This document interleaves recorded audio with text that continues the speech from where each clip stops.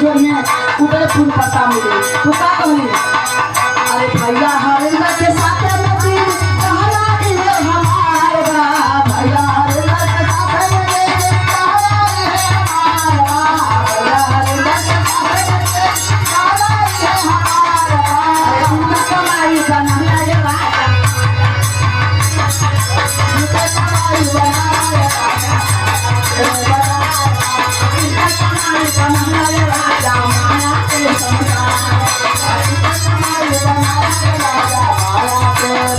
राजा माया के संसार कहना कहली आपने लोग जैसा रहनी उन्हें कहली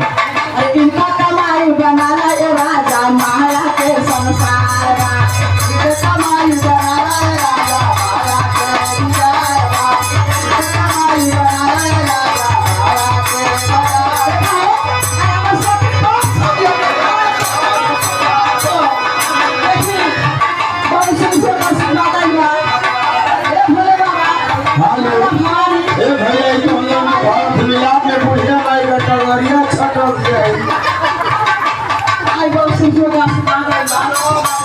कमाई में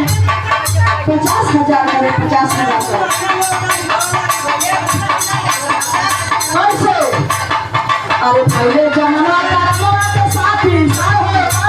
पहले जमाना करमरा के साथी केहू न होता हमार बा पहले जमाना करमरा के साथी केहू न होता हमार बा पहले जमाना करमरा के साथी केहू न होता हमार बा हमारा भगत समझाना मोर गाए के विचार हमारा भगत समझाना मोर गाए के विचार हमारा भगत समझाना मोर गाए हमारा भगत समझाना